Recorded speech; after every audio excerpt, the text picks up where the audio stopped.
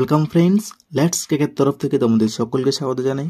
আজকে আমরা simple interest অর্থাৎ সরল সুদের পার্ট 7 নিয়ে আলোচনা করব। যদি কারো আগের পার্টগুলি না দেখা থাকে তাহলে অবশ্যই দেখে নিও। তাহলে চলো স্টার্ট করা যাক। আজকের পার্টে আমরা যে টাইপটি নিয়ে আলোচনা করব সে টাইপটি নিয়ে কিন্তু অনেকেরই মাথা ব্যথা রয়েছে।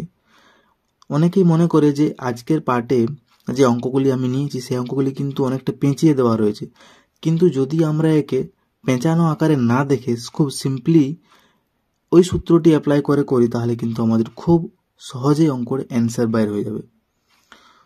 তো একে আমরা কয়েক সেকেন্ডে কীভাবে করব তা আজকের এই ভিডিওতে দেখে নেব।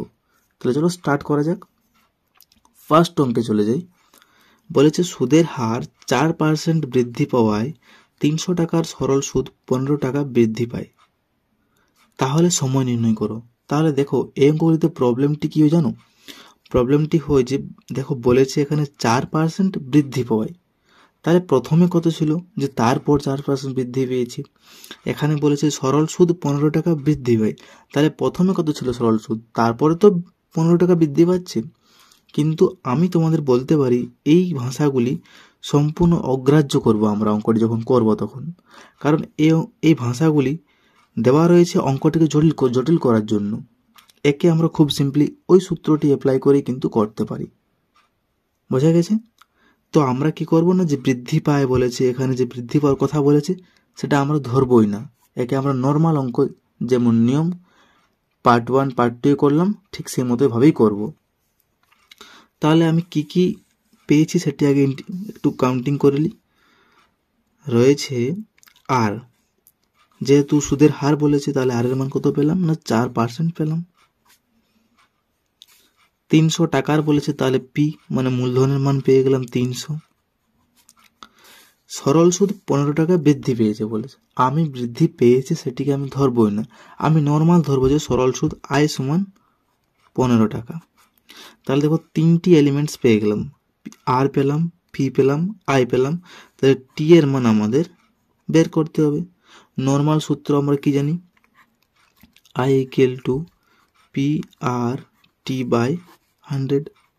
আয়ের মান কত পেয়েছি না 15 পেলাম, পি এর মান কত পেয়েছি 300, আর এর মান জানি 4, টি এর মান তো বের করতে হবে, নিচে হলো 100। তাহলে আমি কাটাকাটি করতে পারি যে 103 হলো 300, 3 5 হলো 15। তাহলে যদি কোনাকুনি গুণ করি তাহলে এখানে হলো 40 ইকুয়াল টু 5। তাহলে টি এর মান কত হলো না 5-এর 4 হলো, আর 5-এর 4 যেহেতু অপ্রকৃত ভগ্নাংশ তাই আমি কি করবো এখানে পূর্ণ আকারে লিখে নেব।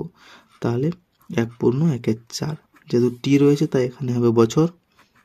তাহলে এই হলো আমাদের অ্যান্সার। বোঝা গেছে? দেখো কতটা সিম্পলি আমরা অঙ্কটা করলাম। বেকার এই লাইনটি দেওয়া রয়েছে যে বৃদ্ধি পাওয়ার টাকা বৃদ্ধি পায়, তাহলে বোঝা গেছে যে কিভাবে আমরা অঙ্কটি করব নর্মালি। তাহলে চলো আমরা সেকেন্ড অঙ্কে চলে যাই।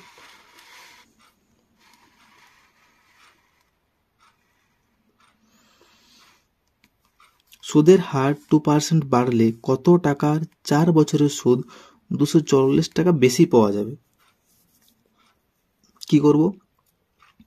দেখো এখানেও বলেছে সুদের হার 2% বাড়লে, আমরা ধরবই না যে বেড়েছে, আমরা কি মনে করবো যে আর এর মান 2%। বলছে কত টাকার মানে পি এর মানটা আমাদের এখানে বের করতে হবে। 4 বছরের সুদ, তাহলে টি ইকুয়াল টু পেয়ে গেলাম 4, সুদ কত পেলাম না 240 টাকা। এখানে বলেছে বেশি পাওয়া যাবে, আমাদের কোনো প্রয়োজন নেই, আমরা ধরবই না বেশি পাওয়া গেছে। এরপর আমরা নর্মাল সূত্র অ্যাপ্লাই করব, I equal to P R T by 100।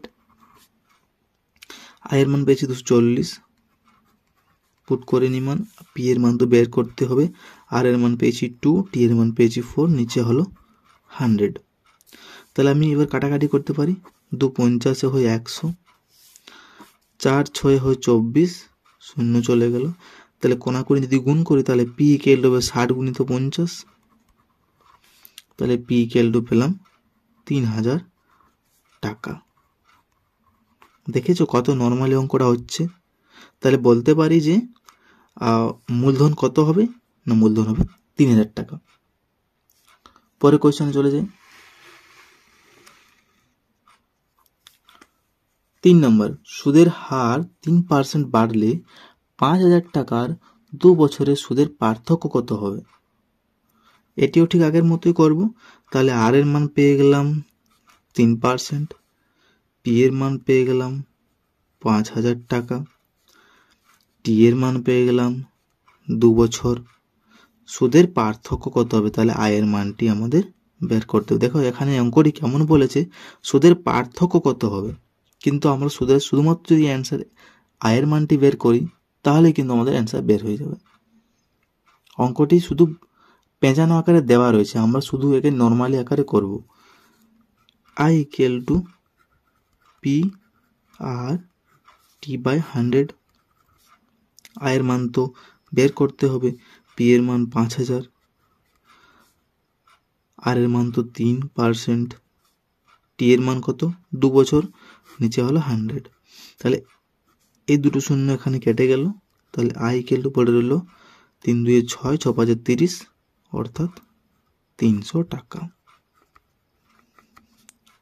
তাহলে বলতে পারি যে সুদের হার 3% বাড়লে 5,000 টাকার 2 বছরের সুদের পার্থক্য হবে 300 টাকা। বোঝা গেছে? তাহলে আজ এ পর্যন্তই। আশা করি তোমাদের বোঝাতে পারলাম। খুব শীঘ্রই নেক্সট পার্ট নিয়ে আসছি, ততদিন সঙ্গে থাকুন এবং ভিডিওটি ভালো লাগলে অবশ্যই like, comment, share and subscribe করুন এবং পাশে থাকা বেল আইকনটি ক্লিক করুন। So take care, keep growing and stay motivated.